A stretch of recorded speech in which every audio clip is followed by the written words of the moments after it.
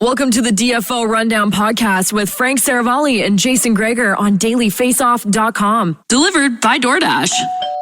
Welcome to the DFO Rundown, episode 56. I'm Jason Gregor, along with Frank Seravalli, once again coming to you live from our good friends, the woodjersey.com studio. Got my Boston Bruins, although I'm excited because I'm getting some new ones coming in. Should see those next week on the pod. And Frank is the Toronto Maple Leafs.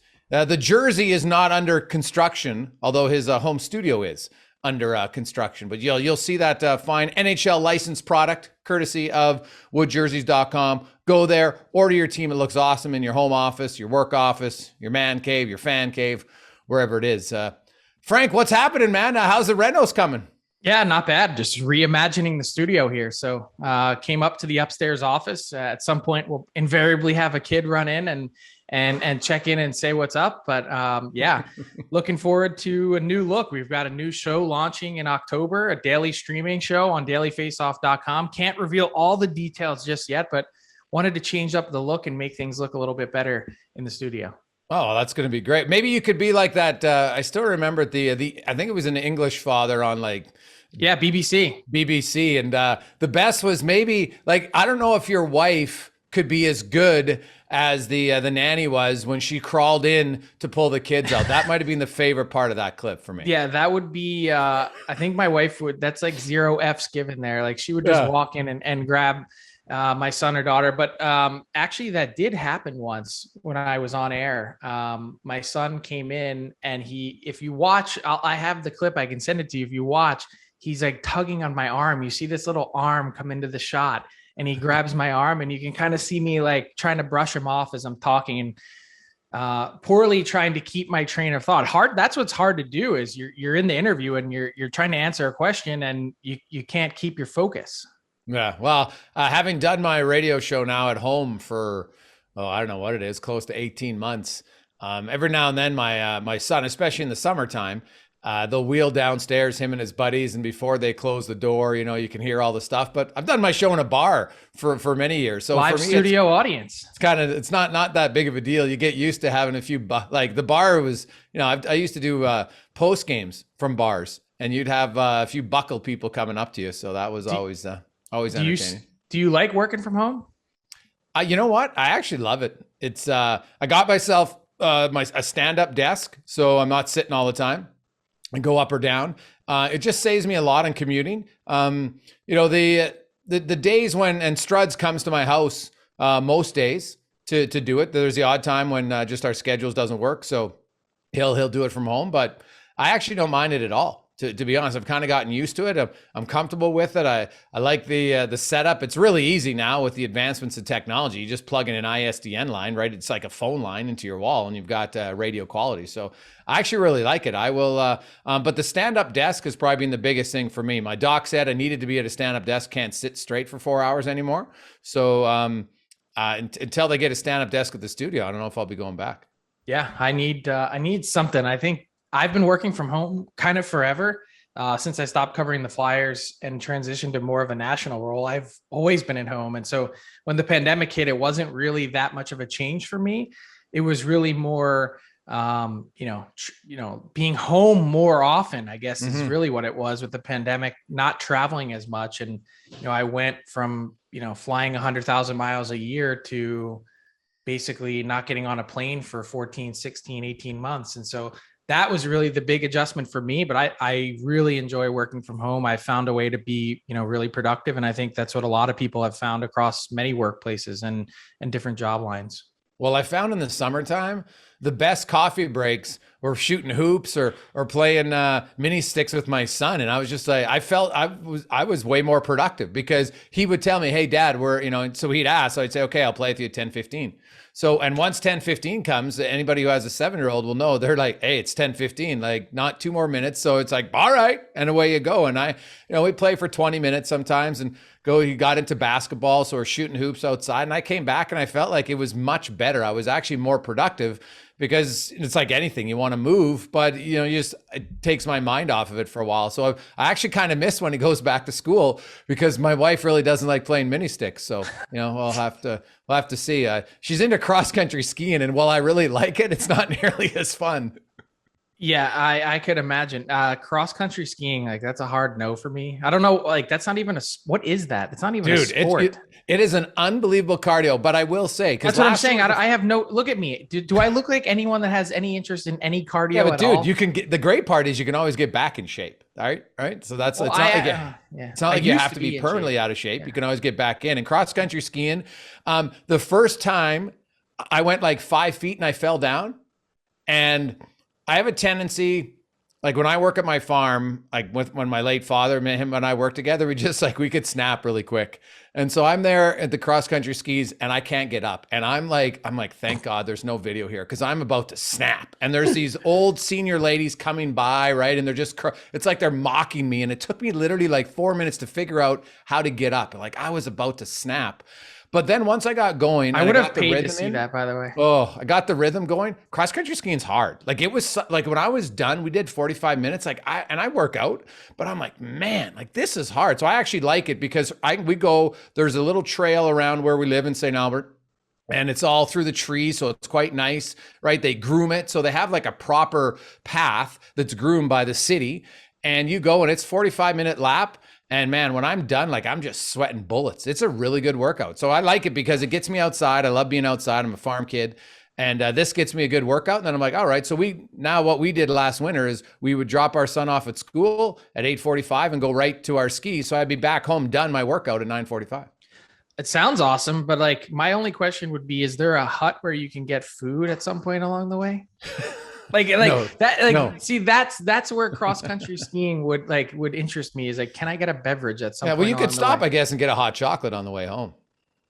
Well, something. Yeah. You could bring we could get roasted coffee with Bailey's. Isn't that what I've got a little roasty coffee in here, a little Brazilian yellow bourbon this morning from roasty.ca.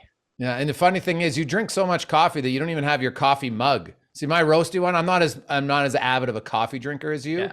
So my mug can last probably a month, where like yours gets that brown skin. Yeah, the roasty's in the wash right now, so I've got this one. It's the Canadian Dictionary. Oh, the toque. Yeah, the toque, man. Hey, you know what's great about the toque? In Cincinnati, they called it toboggan. I remember I met these girls in Costa Rica, and we were debating, because we're explaining where I'm from. I'm like, yeah, it's cold. You wear a toque. And the girl looks at me like I'm an alien. And I'm like, what? She's like, you wear a toque? I'm like, where do you wear it? I'm like, on my head. And they called it toboggan. Toboggan? Yeah. Like, you want to go for a ride on a toboggan? Yeah. Well, that's what they call the toque. I couldn't believe it. I was like, we just call it a winter hat here. A winter hat. Yeah. Everybody's got different names for it, but yeah. Shout out to Cincinnati. That's why I have the mug, though. Nice. So I know. Let's go. Hey, speaking of the dictionary, what would your mug say if you were in Arizona right now? The Coyote situation. It's been I don't know if there's ever been a better feud between a hockey team and the city board that they play in, but there's been some good ones. Yeah, Pittsburgh, I can think of a few. Arizona. Now Gary Bettman said he thinks this is just a negotiating ploy, but the Glendale's like, no, we're done. So they have one more season. What do you make of it, Frank? I don't think it's a negotiating ploy at all. First off, they need to renovate the building a little bit and bring it up to today's modern standards. It's 18 years old. And, at that point, funny enough, 18-year-old building is almost halfway through its useful life. So that's one. And I think they've done the calculus. If you read the story from Katie Strang in The Athletic, they said we only need 20 more concert dates to make up for 41 Coyotes. And that was 45 Coyotes home dates. Yeah. And that's 10,000 fans only. So it just tells you, sort of the lack of revenue that the Arizona Coyotes are bringing in general. I think the argument in Arizona has always been that arena is improperly located, that it should be in the East Valley or in Scottsdale near where your fan base is. And that a lot of them are, and I've done that drive. Anytime I go there, I try and stay in Scottsdale because I love Old Town and the nightlife there. And it's a 45-minute drive that you're not really on the highway for. That's a pain to get over to the arena. And if you do take the highway, it's traffic. So it's just not in the right spot. And I think everyone knows that. Now, the question is, obviously, you're not going to get an arena built in a year. No. Can they work out some sort of short-term, an additional year lease to keep the team there? Or does the team have to temporarily relocate? The one interesting caveat is I do think that the Arizona State Sun Devils, if my memory serves me correctly, they're building a brand new arena that's supposed to open in Tempe in short order. I think the steel is up and they're putting the stands in place now that I would imagine that would be finished in time for next hockey season. Could they temporarily play there in a small 5,000 to 8,000 seat arena for the year if they could work out an arena deal somewhere else in the city?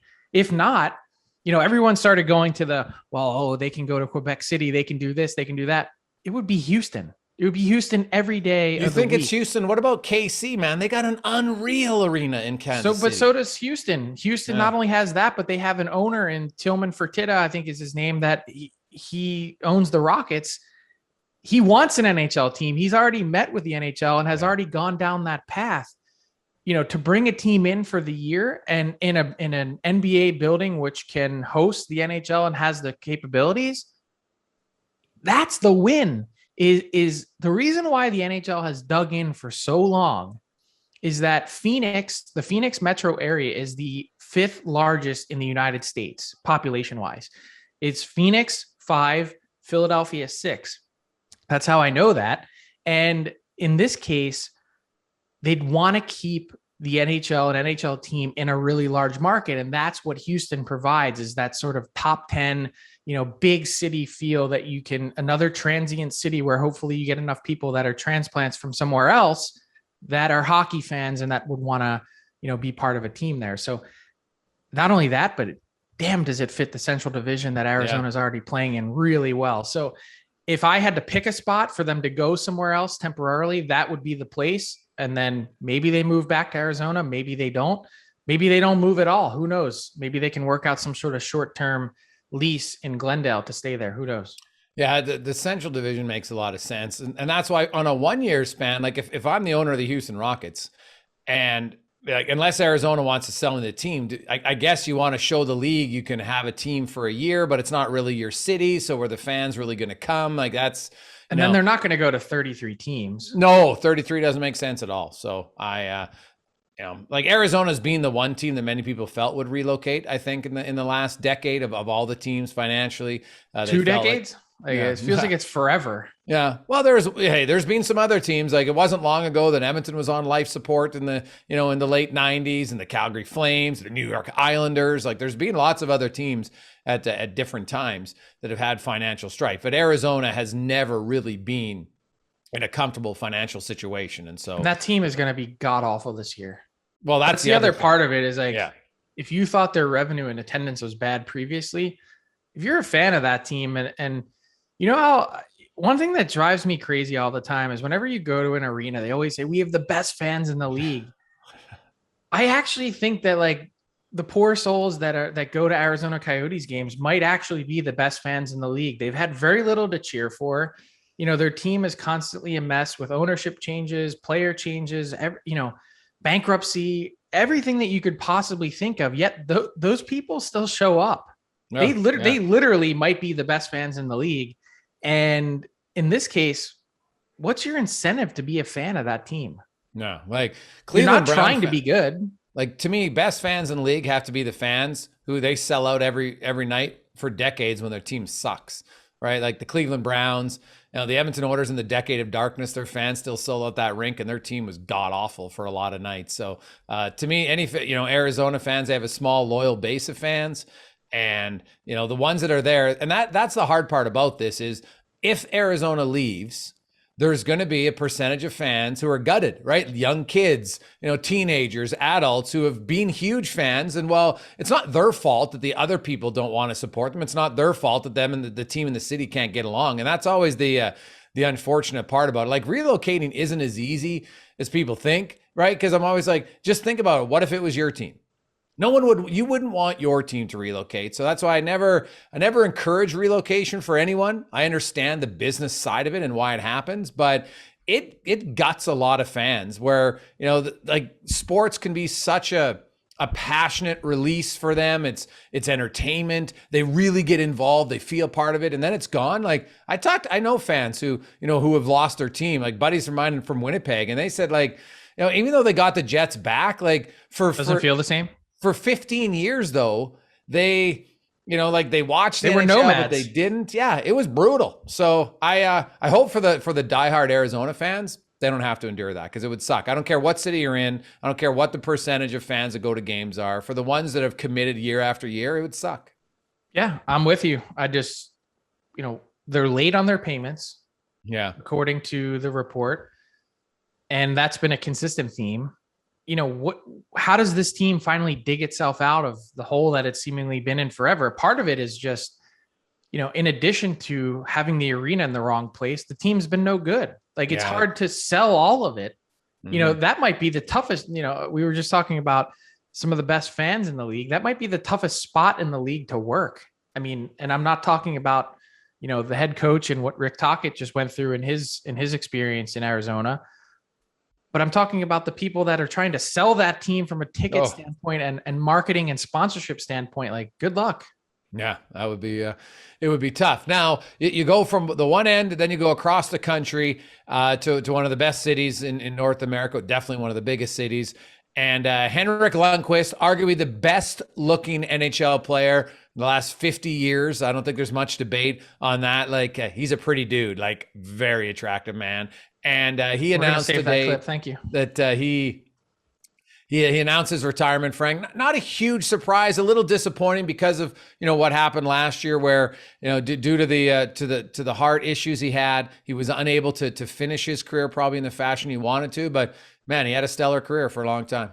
Unbelievable run, and in some ways, it's kind of fitting that, as tough as the ordeal that he went through, and thankfully, a life-saving procedure to fix the issue with his heart that they picked up before he went to Washington. I think they had some sense of in New York, but didn't have the full scope of it.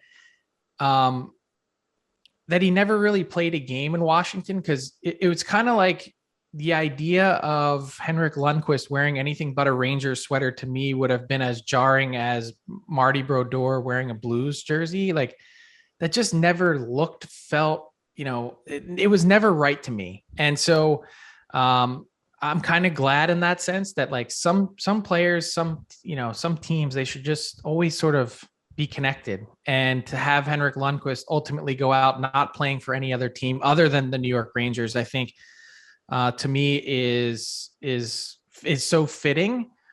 And it reminds me too, in an odd way, you just, when a player retires, you think, and by the way, just some background on Henrik Lundqvist, he really did make a significant attempt here in the last, number of months, in and out of doctor's appointments and visits to try and get healthy and continue to skate, continue to take shots. There were teams that were interested in his services in free agency that were saying, look, if you're healthy and you have the green light from your doctors, we're interested in signing you to come be a part of our team as a veteran backup that can help steer a young guy. And so there was lots of interest on that front, and just, couldn't get it to work out either from a doctor's perspective or just, maybe after being off the ice for so long that, just didn't work out for Henrik Lundqvist. But it's funny, next time we get Craig Button on, I want him to tell this story because, he relays it so well of Henrik Lundqvist and his draft. He ends up being picked, of course, by the New York Rangers, but the Dallas Stars selected his brother, Joel, his twin brother. I believe it was in the third round. And Craig Button tells this story, having known and worked with Bob Gainey so long, just, Bob Gainey was sitting at the table, like he was looking in the stands, seeing Henrik Lundqvist, a dejected Henrik Lundqvist. Like, can we just pick his brother too? Like guys, I'll go out and get an extra pick. If we can let's just take the brother. Like he just, it's a sad story to me to not have him be selected. And like, they're all sitting there like, nah, we're good. We don't need this guy. Like we're good in net. We don't need a goalie. We don't know if this guy's any good. And of course he goes on to have this Hall of Fame career. And so it's just funny how it works. Draft day, you never know what you're getting. And What an unbelievable career. Oh, fantastic career. Really good ambassador and spokesperson, I think, for that organization for a long time. And well, he didn't get a Stanley Cup ring. He went to the Stanley Cup Finals. He had an unreal career. I'm a big believer. Stanley Cup ring obviously is the cherry on top for no question. But not having one in a 32 team league now, that's going to become more the norm than the exception moving forward, right? As the league has expanded, in the 6-team era, if you didn't have a cup ring in the 6-team era, I could see that being frustration. But then you got up to 12 teams and 16, and then to 21 for a decade or so, and then slowly, climbed 22, 24, 26, 28, and now we're up to 32. The truth is, you're going to have the vast majority of players, including some great ones, who aren't ever going to get a Stanley Cup ring. It's just because it's way too hard. The odds are just way less in your favor. And I think there's going to be more Henrik Lundqvists than there's going to be fewer. Like, Joe Thornton, another guy who's had an unbelievable career. He's continued in Florida. And if, now maybe he plays another year, we'll never know. But if he doesn't win in Florida, there's another guy who's a surefire first ballot Hall of Famer. He's not going to have a Stanley Cup ring. Yeah, it doesn't bother me at all with Henrik Lundqvist. I mean, that if you look at some of the teams that he played on, they weren't very good. Yeah. And that's really kind of the thing that stands out is what he was able to do and what he was able to add to those teams to help get them, to be knocking on the door in the Stanley Cup final in 2014 against Los Angeles, for instance. So, just a fantastic career. And I do need to quibble though with one thing you said. Did you say New York is one of the best cities? I'm sorry. The guy from Philly, I didn't hear that. Yeah. You don't like New York? No, I'm not a New York guy. Okay. I lived there for a bit. Went to Columbia. I can't, like, it doesn't, I need a shower every time I go there. See, you know what? I will. Here's what I'll say. I think New York's one of the best cities to visit. I never lived there, so I've only been there in short stints. And for short stints, like, man, it was sensation overload. There was so much going on. One of our good girl buddies growing up, she's a lawyer now in New York. And so when we went there, we went for the U.S. Open for tennis. And so, you're taking the subway train and like the thing about New York that got me though was just the stench in certain places. Like you're in there in late August and I'm just like, oh my goodness, man. Like maybe you get used to it because you live there. But I will say for a city to visit, like it had so much. I loved it. But I could see how maybe it's living there overwhelming though. Like everywhere you go is a hassle. Like there's people everywhere. There's traffic everywhere. Everything's in your way. The really nice thing is just the availability of everything. Like you can snap your fingers and get whatever you want or whatever you need. And in a lot of cases delivered to your door in an hour, which is like, it's still mind blowing that that's the way the world works. But I mean, I don't know. It's just too much for me. Like I think a city like Philly, for instance, just an hour and a half down the road, you have all the same sort of experiences and all the same things, most of the same things you can do, yet it's much more manageable and it doesn't stink. Yeah, the one thing about Philly that blew my mind the first time I flew into Philadelphia, I'd never been there, and I had to drive because I was driving. I was doing play-by-play on mixed martial arts fights at the time, and you went to Atlantic City.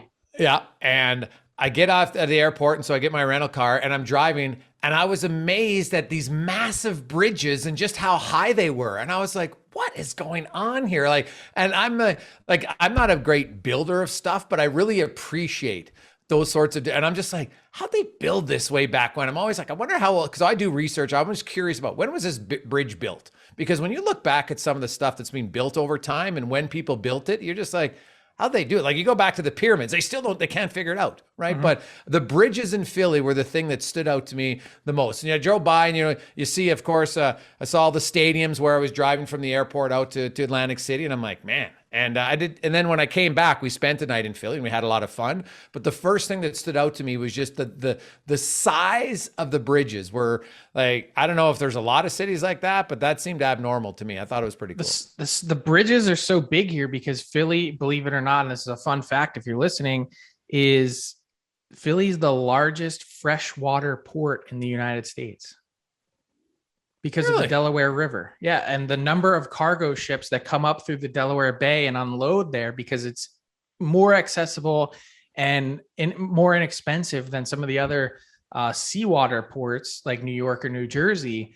It's a lot easier to do business. And so that's a big reason why the bridges are so big, because they get those humongous cargo ships that come in and dock right there near the bridges. And I know, Frank, you probably can't stand a big rivalry of yours, but you know what? Another place I really like, is Pittsburgh. And I will say Pittsburgh's stadium front is incredible. And the Roberto Clemente is the greatest statue I've ever seen. All their statues they have, every team should say, we need to do statues like that. Because if you look at like Wayne Gretzky is the greatest hockey player of all time, in my opinion. His statue looks like a souvenir statue compared to Clemente's. I can't picture the Clemente. When you said Roberto Clemente, all I could think of was speaking of bridges, was the bridge that leads to the ballpark right there from downtown. Yeah. Another fantastic bridge, but not big. And you're right. Pittsburgh has grown on me a ton, and it's not a rivalry thing. Like when I first started going there 12, 14, 15 years ago, regularly for work, it wasn't nearly kind of as built up as it is. It's been a big tech hub. And so it's really sort of grown a bit. Okay. And I think everything's gotten better there. The restaurant scene, the nightlife, like it's sort of become a much more livable place instead of a place where everyone lives in the suburbs. And so that, and plus the new arena, once they demolished Mellon Arena, thankfully, I think that made it a lot more fun place. Yeah, when they hosted the draft, I had a lot of fun there. So get Philly. I want Philly to host the draft so I can go. So get on that, Frank. Let's welcome in producer Ty for our weekly buy or sell.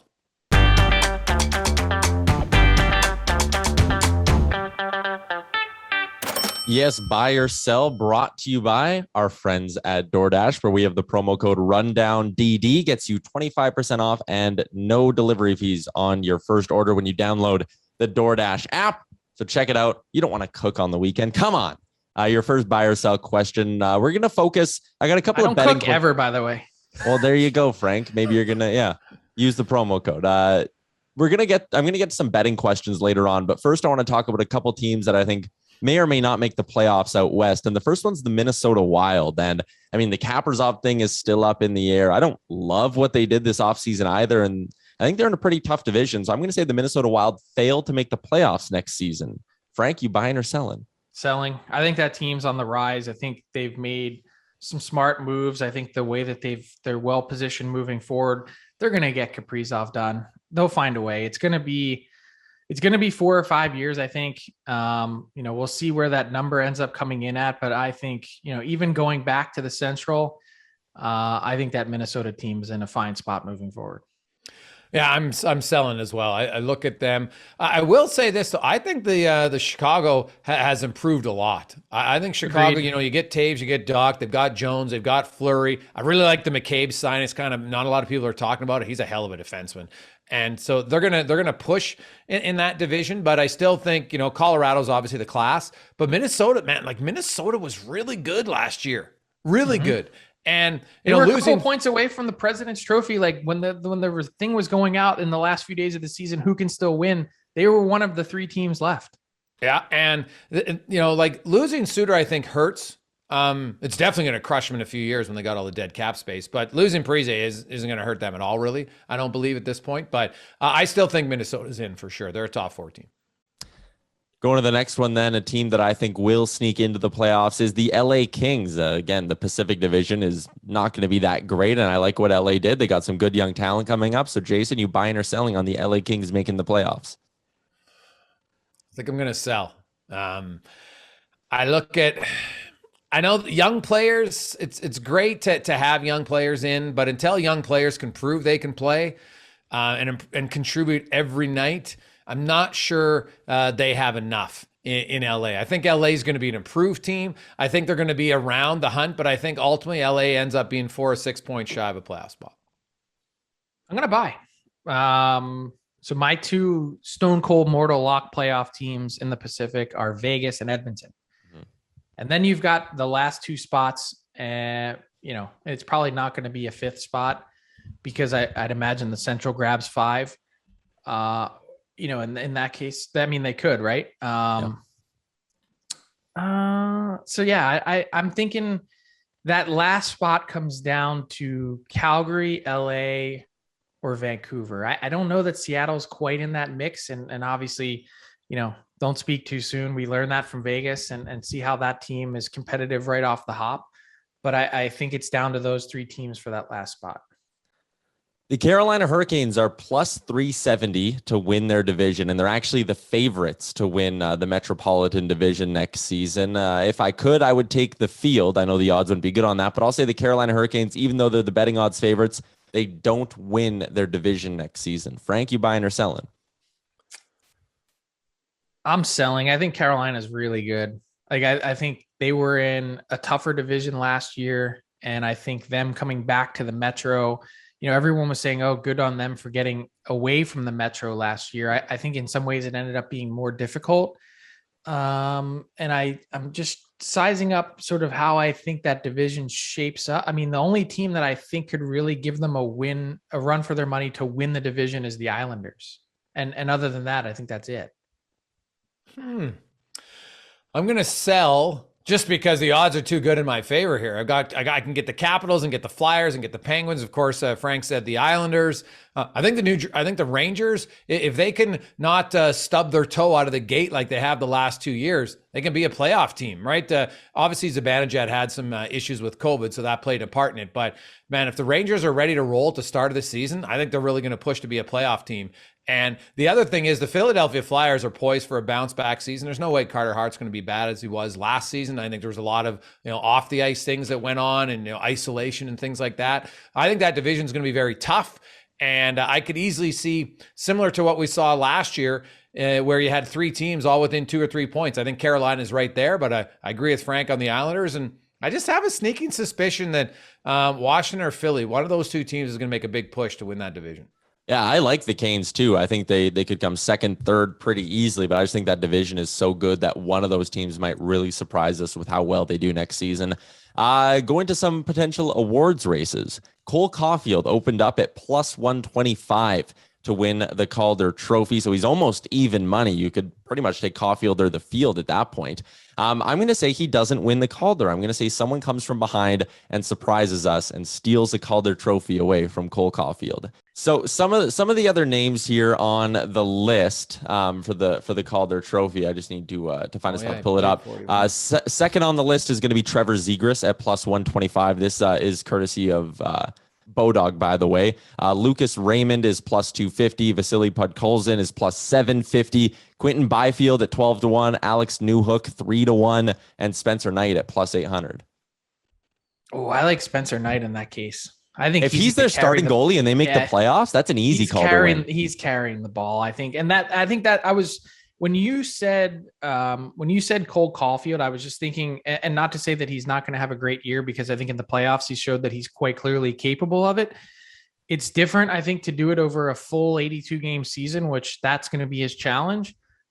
But it struck me as this is a year or an opportunity where someone that's a goalie or a defenseman could step up and win it. And I think Spencer Knight, man, he's like, that's going to be one of the most interesting dynamics to watch in the league this season is Knight and Bobrovsky and how that whole thing plays out and how Joel Quenneville manages all of that, because you've got the $10 million guy and you've got the upstart rookie who could, quite clearly be better than him right from the hop. So let's Frank, you're buying on that. Jason, you buying or selling on Caulfield not winning the Calder? I'm going to sell. I'm taking the odds, man. Taking the odds. The odds are in my favor here that he's not going to win. And a lot of times the favorite never wins. Mm-hmm. You look at the last few years, the favorite for the Calder, there's other guys. No one had Kaprizov last year. So I look at it and it was Alexis Lafreniere last year, right? Yeah. And hey, it's smart. The good news is I don't think there's going to be anybody from the 2021 draft class who's going to play, right? We know that Owen Powers is wisely going back to junior. With a lot of guys didn't play many games last year. I think every team should be smart and send all their young players back to junior or NCAA or Europe, wherever they're playing. It would be beneficial long-term for them. So I look at guys, who are drafting the last few seasons, and Zegras is an interesting name to me, because Anaheim, they've done nothing. They literally have said, you know what? We believe we're going to improve internally. So he's going to get loads of opportunity. Now, he does have Getzlaf there, who's going to play maybe a ton of the harder minutes. So I like his potential a lot. I think Montreal's a team that's poised for a setback after where they went last year with their injuries and stuff. So I think that's going to play a part in it. And it's easier sometimes to come in when you're winning and everything's rolling. And now all of a sudden you get into the wear and tear of a long season. I still think Caulfield's probably going to score 20 goals, but he might not win, but he's not going to win the rookie. Just looking, actually, the site I'm looking at had Igor Shesterkin as the favorite to win when the odds opened up last year in last November before the start of the season. Last one for you on buy or sell. Let's go to the Rocket Richard race. Austin Matthews plus 150 to win the Rocket Richard. I bet on him to win the Rocket last year, and I did pretty well. And I'm going right back to it. I think plus 150 is decent odds for Matthews to win the Rocket again next year. Jason, you buying or selling on Matthews winning the Rocket? Well, I want Matthews to stay healthy all season long. You know, he had the wrist surgery now, and they say he'll be ready to start the season. So hopefully he's healthy, because he's a great scorer. There's no question about it. The only reason he doesn't win is because he's not healthy. And so I never want to bet against a guy not being healthy. So I'm gonna buy that he wins, simply because I'd like to see in a full season, because I get so tired of the projections all the time. Oh, he's on pace for that. I don't give a what he's on pace for. Let's see what he finishes with. I'd like to see him play a whole season. He's on pace for 73. Okay, stop it. I'm like, stop. Nonsense. Let's just see where he is at the end of the year. I'd love him to be someone like, a 60 goal scorer. We haven't had one since Stamkos. So I'd love to see him score 60. And there's, with Ovi slowing down, Connor McDavid is probably at one point going to push for it. I really believe that. But I think Matthews might be a better pure shooter than McDavid. Although McDavid, they spent time last summer together, and I saw it in some of the games where McDavid. So I think his best competition might be McDavid. Look, I get the injury part of it, but my God, it was sickening at some points last year. Major Canadian networks tripping all over themselves saying, can Austin Matthews score a goal a game? Stop it. Please.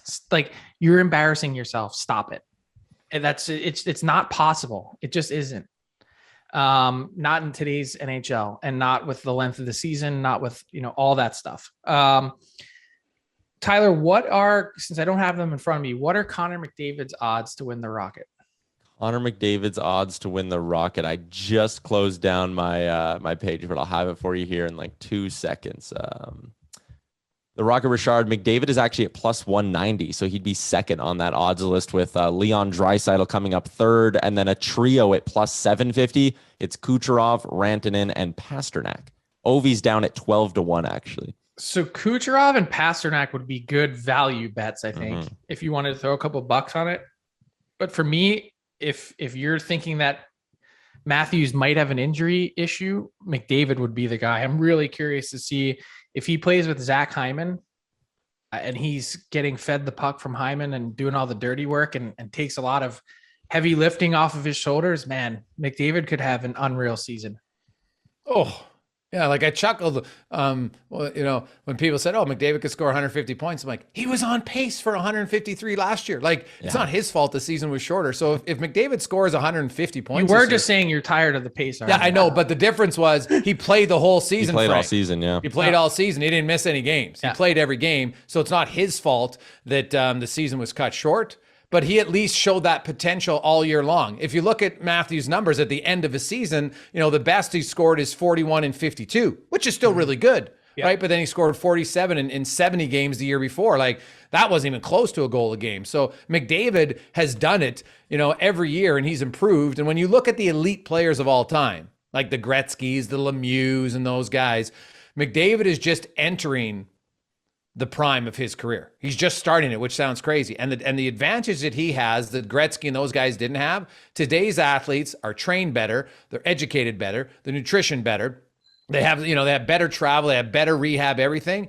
Their elite years last longer. So you look at McDavid, he could have another 10 years of 130 to 150 points, which might sound crazy to people, but just look at LeBron James. Look at the great athletes in other sports. They're doing this all the time. They're able to maintain an elite level longer than ever before, not because they're better athletes than guys in the 70s and 80s and 90s, but they're given better opportunities and science to maximize their potential. And just in case anyone was laughing at my prediction, McDavid last year in a 56 game season over 82, he scored at a 49 goal pace. So to say he's not in the conversation would be foolish.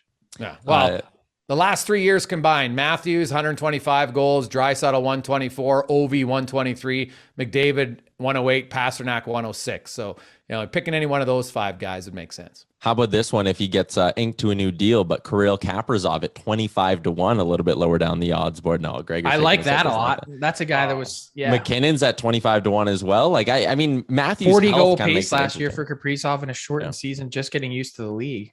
Yeah, I'm not as. I think people need to pump the brakes. 25-1 though. Come on. Yeah. Well, for the odds, okay, you take the bet for the odds. But here's the thing: sometimes you can take bets for the odds. There's too many other invariables. Like when I bet on Montreal to beat Vegas because I got 4.5 to odds, it was only 2 teams, right? It was head to head. If you gave me Kaprizov head to head against one guy with those odds, different. But it's him against the whole league. There's no chance. All right, there you go. Book it right now. Lock it in. He is not winning. 40-minute and 35-second mark of the podcast. Gregor books it that Kirill Kaprizov won't win. That is Buy or Sell, brought to you by DoorDash. Use the promo code RUNDOWNDD. If you're a first-time customer, gets you 25% off and no delivery fees. Yeah.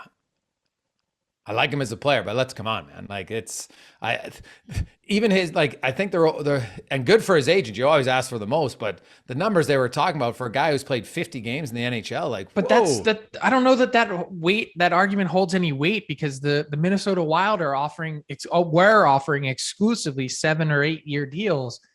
They're telling you that they don't need to see more. That's the team telling you that. Oh, I understand it. And that's okay. But hey, Frank, are we going to sit here and do we want to go through the history of contracts that teams have signed on players that were long-term that did not come close to living up when I said, hey man, I don't think that's realistic. So just because the team wants to do it doesn't mean it's the right decision. And I like Kaprizov. And I think the one thing that he did that maybe is the most powerful thing he's done is he changed how I viewed the Minnesota Wild.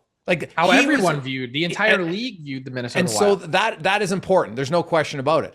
But to be a guy who's worth $9, $10, $11 million, man, you gotta be a close to a 90-point player in my eyes if you're an offensive guy, right? And so that's what he did. Jump. That's a big jump for him to do. And we've seen lots of guys. He did it in 1 year. He did that. He did the 90-point pace in 1 year. Yeah. Well, we'll see if he can, but you got to do it every year, Frank. There's lots of guys who have 1 year. But the thing is, he's not a 20-year-old rookie, though. I know. He's 25 and has played 8 years of professional hockey in the KHL. So to say that he can't come in and duplicate it again, I think, is short-sighted. Well, no, I think he can be an 80-point player. Do I think he can be a 95 to 100? It's going to be tough. I hope he is because I love offense. Well, I love offense, but I'm always hesitant to anoint the next great scorer because it's so hard to do. But what I love about his game is that he's got the goal scoring part of it too. It's not all just assists. And that's also what's really difficult. But I get it from their perspective in terms of their agency and how you look at this contract, because he's in a different spot than everyone kind of coming off that entry level deal. He is older. He's 24, turning 25 in April. He's only a couple years away from free agency. And not only that, certain parts of the contract, you're going to have to pay UFA numbers. And that's really the difficulty of getting it done is what would that deal look like on the open market in 2 years? Yeah, no, it's very. And the other thing is always though, and I've talked to lots of players, after you sign the big ticket, even though you tell yourself that, don't focus on it, it becomes a big focal point. And some guys can thrive under it and they don't care. And other players have had the weight of that big contract. They go to the rink every day feeling like somehow they have to be more than they were. And that's a challenge for a lot of players. Hey, I hope I understand why Minnesota wants to sign him long-term. He's only 24 years of age. He's not signing a 28-year-old where the last few years can be like, ooh, geez. But, you're signing a 24-year-old and even at 8 years, he's 32. Guys can still easily be in their prime at 32. And he's the face of a franchise that has never really had an offensive player. So I get all of that. All I'm saying is for Kaprizov to be in the top 8, top 7, high paid guys, that's asking a lot. And I just think you're putting him in a pretty tough position, which is fine. I get why they do it. And, all I'm saying is I hope that he matches up, because right now the hype on Kaprizov is extremely high. I think we've seen, I know he's older, but it takes a lot of guys a few years to figure out the league. But there's a very rare talent that can come in and change your opinion of a team in 1 year. When's the last guy that came in and did that? Well, it's only because, not my opinion, just how I viewed the team, because they were such a defensive, boring team for decades. So, anybody that how many guys, excitement, seriously though, how many guys come in and do that? Yeah. Well, there's been a few. It was a 40 goal pace last year. Yeah. Like, obviously, Ovechkin came in right away and, knocked people off their seat. Obviously, Crosby, and those guys even did it at a higher level. And so you're right. Minnesota was unique because there's very few franchises that have had that Jacques Lemaire cloud over them for as long as Minnesota. And that's not a disrespect. And I know that's just how they played, and that's how you viewed them. And I know you're saying it in a lowercase fashion, but think about the names that you just mentioned that have had the same ability that he's had to take you out of your seat. Yeah, but Yeah. I don't know if he has that. Like, I know a lot of people try to compare him to Panarin. That's an interesting one to me, right? Because I remember when Panarin came in, people said, "Oh, he only did it because of Kane," and I'm like, I don't think so. Both elite players, and if you look at Patrick Kane's best offensive seasons, came with Panarin, because you put elite players together, you create magic. So I Kaprizov, does he have another running mate? Because that's the other thing, Frank. When you look at it, a lot of times you need a running mate to be an elite offensive guy. There's two. That's why I think they need to get this deal done. Yeah. Oh, they need to get the deal done. What if you don't have Kaprizov this year? Then you go back to Tyler's buy or sell question. You go, maybe that team misses the playoffs this year. Yeah. Oh no, trust me, they need him. Look, they got 10. Everyone thinks that this is an empty threat to go to the KHL. Like they got 10 days, because that's when the KHL season starts. And I would bet my house that if there's no contract with the Minnesota Wild, that he is playing in the KHL with an out clause to come back to the NHL and pockets $2 million in the month of September. Hey, whatever the number, man, that's good money. I love it. Everyone thinks that it's just an empty threat. There's the clock is ticking. Like, they've sort of got 4 or 5 days to really even get a work visa in place with the Russian embassy to get him here for the start of training camp on September 24th. Yeah, well, they got to roll. They did get Fiala signed, so that's one guy down. So hopefully they got only on a 1-year deal, so they're kicking the can down the road. But yeah, well, Frank, we will see you live in person next week. We won't have a Monday pod. Frank's traveling. Coming to the YEG. Edmonton. So you'll be in Edmonton. We'll have the pod. We got 2 guests. We'll be doing that next week. So I look forward to it.